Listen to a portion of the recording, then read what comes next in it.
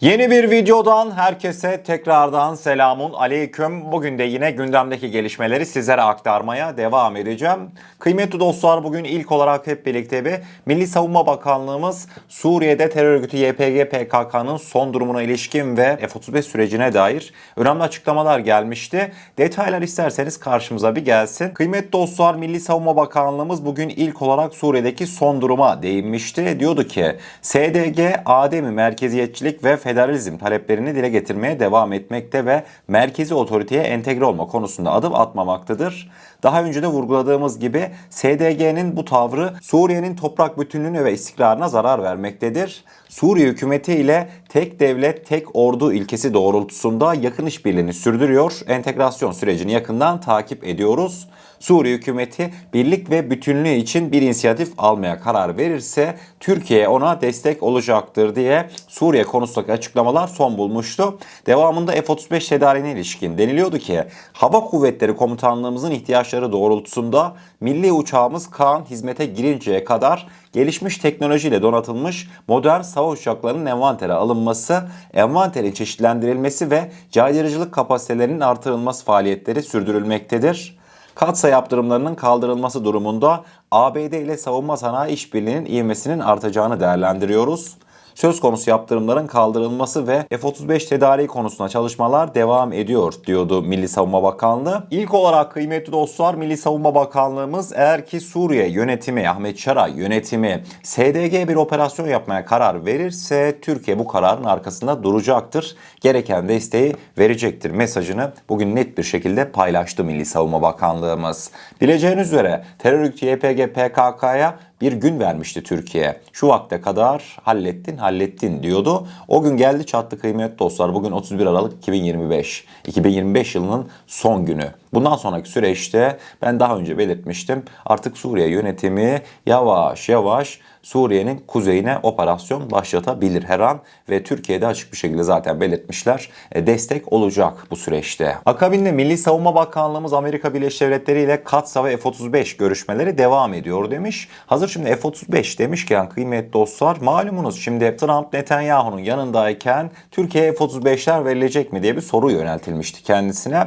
Trump da Türkiye'ye vermeyi ciddi düşünüyorum F-35'leri. Daha sonrasında da Bibi merak etme sana karşı kullanmayacaklar diye bir ifadesi vardı. Bibi diye kastettiği kişi Netanyahu. Netanyahu'ya Bibi diyor Trump. Devamında tabii hepimiz tartıştık bu mevzuları doğal olarak. Nasıl ya dedik. Yani Türkiye Amerika'dan F-35 alacak. ABD'nin devlet başkanı İsrail'e diyor ki sana karşı kullanmayacaklar, merak etme ben öyle vereceğim. Bu zaten başlı başına Türkiye'nin F-35'i almaması için bir sebep değil mi? Sormak istiyorum sizlere. F-35'lerin teknik sıkıntılarından, uçamamazlık durumlarından falan bahsetmeden önce kaldı ki ABD Savunma Bakanlığı kaynakları bir yılın 6 ayında F-35'in uçabildiğini belirtiyor. Yani geri kalan 6 ay F-35 yatıyor hangarda. Düşünebiliyor musunuz? Türkiye Amerika Birleşik Devletleri diyecek ki sen İsrail'e karşı bunu kullanamazsın. Zaten haftalık pasaportlar giriliyordu bileceğiniz üzere. Avustralya'da makamlar bolca kez dile getirmişti. Yani örnek veriyorum, bir hafta ABD ile aranız çok iyi. Tamam, şifreyi, pasaportu verdi. F-35'e girdiniz, uçurdunuz. Ondan sonraki hafta ABD ile eğer aranız kötüleşirse ben şifreyi vermiyorum dediği anda F-35'ler hangarda kilitli kalıyor. Anladınız mı? Bu olayın bambaşka bir kısmı. Fakat gidip de hani F-35'ler İsrail'e kullanılamaz falan filan, Türkiye böyle bir şeyi asla ama asla kabul etmez. Ayrıca şunu da belirteyim kıymetli dostlar. Cumhurbaşkanımız Erdoğan'la Trump arasında evet kabul, gerçekten de şu an uzaktan baktığımızda iyi gibi gözüken bir ilişki mevcut mu? Gerçekten de mevcut. Zaten fark etmişsinizdir. Yahu Trump Netanyahu'yla basın toplantısı yapıyor. 3 kelimesinden 2 tanesi Prezident Erdoğan. Aynı böyle diyor. Ya İsrail basın mensupları gidiyor işte Cumhurbaşkanı Herzog'la görüştünüz mü diyor. Bileceğiniz üzere Netanyahu'nun bir hapse girme süreci var ya. Herzog'a bir şeyler söylediniz mi? Netanyahu bundan sonraki süreçte serbest özgürce gezip dolaşacak mı diye soru soruyorlar. Trump ilk başta kimden bahsediyorsun diye Cumhurbaşkanı Herzog'dan bahsettiğini anlamıyor. Prezident Erdoğan mı diyor. Devamında zaten ben Erdoğan'la iyi geçiniyorum, seni bilemem Bibi diyor. Hemen akabinde zaten Netanyahu'nun yüzü falan düşüyor. Şunu belirteyim. Evet, o anları izlerken hepimizde bir tebessüm oluştu. Kameralardan izlediğimiz kadarıyla hani derseniz ki Trump ille de Erdoğan diyor. Ne kadar da düşkün Cumhurbaşkanımız Erdoğan'a. Bunu söyleyebilirsiniz. Fakat gelişmelere perde arkasında baktığınızda kıymetli dostlar, Amerika Birleşik Devletleri Başkanı Trump Türkiye'ye veyahut da Cumhurbaşkanımız Erdoğan'a ne kadar övgüler yağdırırsa yağdırsın, pratikte Türkiye karşılığını alamadıktan sonra bunların hepsi bomboş. Belki de kendi aralarında çalıp oynuyorlar. Anladınız mı?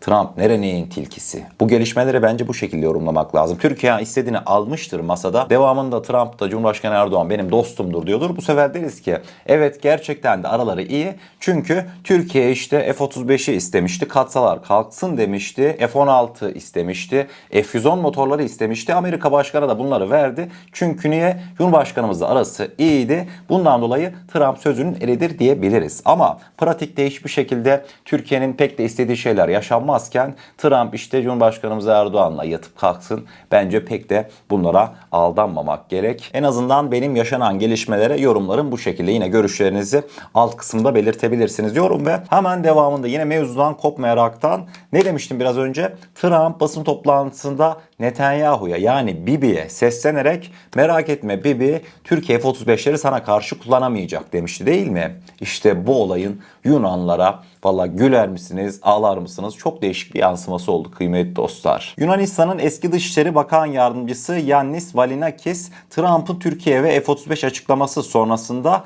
umutlarımızı Netanyahu'nun takdirlerine ve Trump'a baskısına bağlamıştık. Türkiye F-35'leri tedarik ederse büyük bir darbe olacak bu.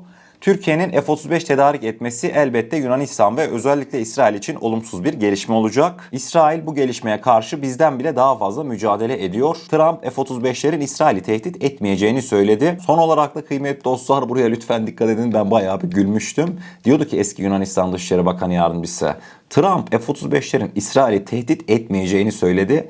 Ancak Türkiye'nin uçakları tedarik etmesi durumunda aynı şeyi Yunanistan için söylemedi diye açıklamalarını sonlandırmıştı. Koyun can derdinde, kasap et derdinde. Mevzuya bakar mısınız ya? Adamların derdi işte Trump Netanyahu'ya merak etme ben F-35'leri eğer verirsem Türklere sana karşı kullanamazlar demiş. Ama ve lakin Yunanistan'a karşı bu F-35'leri kullanamazsın demediği için Trump bu şekilde Yunanlılar 2-3 gündür bayağı ciddi moralleri falan bozuk. Şu an Trump Yunanistan ve Türkiye karşı karşıya gelse vallahi Türkiye'yi tercih edebilir. Mitsotakis yönetiminden hiç de memnun değiller. Yani Mitsotakis küçük, ona yaranmaya çalışan bir çocuk gibi. Hani bayramda seyranda büyük abiler gezerdi, onların yanında böyle gezmeye çalışan küçük fırlama tipler olur ya. Aynı onun gibi yaramaz. Ama Trump bunların farkında. Yani kendileri şu an Amerika Birleşik Devletleri'ne hiç ama hiç güvenmiyorlar. Zaten Yunanistan'ın İsrail'e bu denli yanaşmasının sebebi de İsrail'in Amerika üzerindeki etkisini bildiklerinden dolayı kendi başlarına Yunanistan olarak Amerika Başkanı Trump bunlara istediğini vermedi. Bunlar da dolaylı bir şekilde İsrail üzerinden kontakt kurmaya çalışıyorlar. Onu belirteyim. İlginç bir haberdi. Hemen devamında Jerusalem Post'a yansıyan Türkiye'nin Gazze'de barış gücüne katılıp katılmamasına yönelik yazılıp çizilen önemli haberler var. Onlara gideceğiz. Kıymetli dostlar, İsrail basınından Jerusalem Post'un haberine göre İsrail Gazze'de Türkiye'nin rolünü sınırlandırmayı hedefleyerek planlanan barış kurulundan Türkiye Cumhurbaşkanı Erdoğan'ın dışlanması için Trump yönetiminden bir talepte bulunmuş. İsrailli yetkililer Ankara'nın Gazze'de nüfus kazanacağı endişesiyle Türk askerlerinin ve yeniden inşa sürecinde Türkiye'nin dahil olmasına karşı çıkıyormuş. Trump ise kamuoyuna açık bir şekilde Türkiye'yi ve Erdoğan'ı övdü. Kendisine güvendiğini söyledi. Kurulun nihai yapısına ilişkin kararını henüz vermediğini belirtti diye The Jerusalem Post bir haber girmişti. Büyük ihtimalle kıymetli dostlar artık Türkiye Gazze barış gücünde olacak gibi. Son yaşanan gelişmeler bunu net bir şekilde gösteriyor. Trump kameraların karşısında bu kadar kibardı. Allah bilir böyle The Jerusalem Post'un yazdığı gibi hani basına kapalı ortamlarda Netanyahu'yla ne görüştüler? Allah bilir nasıl azarladı. Hatta şunu diyeyim, Trump ne diyordu biliyor musunuz? Biz yaklaşık işte 15-20 dakika falan görüştük Netanyahu'yla ve 3 tane problemi hallettik diyordu. Yani süre tam aklıma değil ama çok kısa bir süre görüşmüşler. Bu kadar kısa sürede 3 tane problem nasıl halledildi? Yani bu ne anlama geliyor? Ben bir şeyleri Netanyahu'ya söyledim, çat çat çat. Netanyahu da kabul etmek zorunda kaldı. Çünkü başka bir çaresi yok diye gelmez mi bu söylediklerim? Yani görüşme bile çok kısa geçmiş. Trump kafasında bir şeyleri kurmuş ve Türk askerlerinin Gazze'de olmasını Trump istiyor. İstemesinin sebebi de hem başka ülkeler Türkiye olmayınca Gazze'ye asker göndermek istemiyor. Trump övünüp duruyor. Ben Nobel alacağım, işte ben barış sağlayıcısıyım falan filan diye geziniyor ya sağda solda. Türkiye gelmezse Gazze'deki barış ortamı şu an yani pek inandırıcı olmasa da tamamlanmamış olacak. Yani anlaşma hüsran olacak Trump açısından. Trump da bunu istemediğinden dolayı diğer ülkelerde Türkiye ile çok yakın bir diyalog içerisinde olduğundan dolayı Türkiye'nin etki gücünü bildiğinden dolayı İslam ülkeleriyle bundan dolayı Trump Türkiye'yi Gazze'de istiyor. Mevzunun özeti aslında bu. Devamında kıymetli dostlar sadece sanmayın ki Türk ordusu Gazze'ye çağrılmıyor.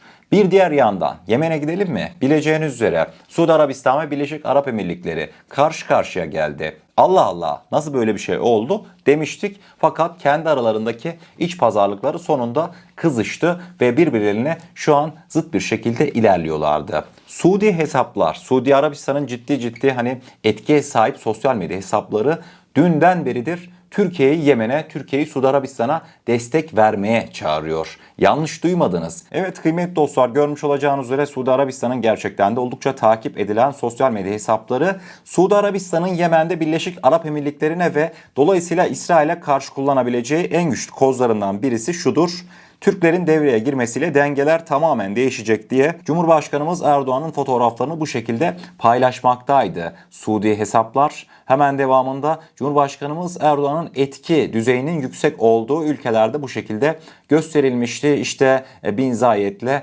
Netanyahu'nun etki gücünün olduğu bölgeler vardı. Cumhurbaşkanımız Erdoğan'ın da mesela Türkiye, Suriye, devamında İran, Libya, Somali, Sudan'ın kuzey kesimleri, bu kesimlerde çok aktif bir rol aldığından bahsetmekteydi Suudi hesaplar Cumhurbaşkanımız Erdoğan ve Türkiye'nin. Paylaşımların hemen alt kısımlarında da Türkiye özellikle de işte Arap coğrafyasına etki konusunda çok deneyimlidir. Türkiye daha öncesinde de Libya'da, işte sizdiğin Suriye'de bunları defalarca kez denedi ve başarılı çıktı. Suriye, devamında Irak çok bataklıktı fakat Erdoğan oradan başarıyla ayrıldı, Libya'da aynı şekilde. Bundan dolayı Yemen'de eğer ki Cumhurbaşkanı Erdoğan Suudi Arabistan'a açık bir şekilde daha fazla destek verirse Birleşik Arap Emirlikleri ve İsrail'in planları bozguna uğrar diye Suudi hesaplar bu şekilde yazıp çizmekteydi.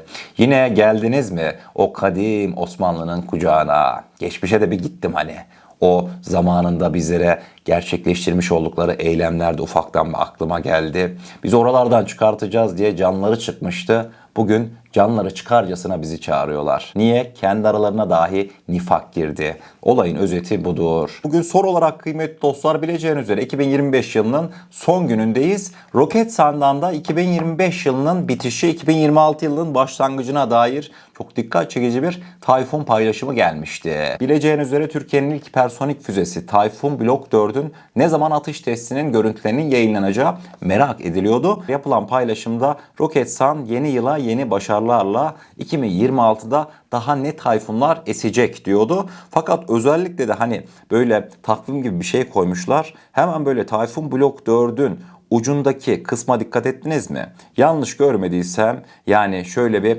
cetvel hesabı yaptığımızda Mart veyahut da Nisan aylarında sanki Tayfun Blok 4'ün atış anlarının Türk kamuoyuyla paylaşılması bekleniyor gibi bir algı oluştu bende. Onu belirteyim. Sanki böyle Mart-Nisan aylarında gibi 2026'nın Tayfun Blok 4'ün videosunu izleyeceğiz gibi bir anlam çıkarttım. Yorumlarda görüşlerinizi belirtebilirsiniz. Bugünkü videomuzun sonuna gelmiş oluyoruz. Eğer kanalımıza ilk defa gelmekteyseniz kanalımıza abone olarak bizlere destek olabilirsiniz. Videomuzu gerçekten beğenmişseniz aşağıda bulunan beğen butonuna basarsanız bizleri oldukça mutlu edersiniz. O zaman ne diyelim? Kendinize çok iyi bakın. Allah'a emanet olun. Her şey istediğiniz gibi olsun. Sağlıcakla.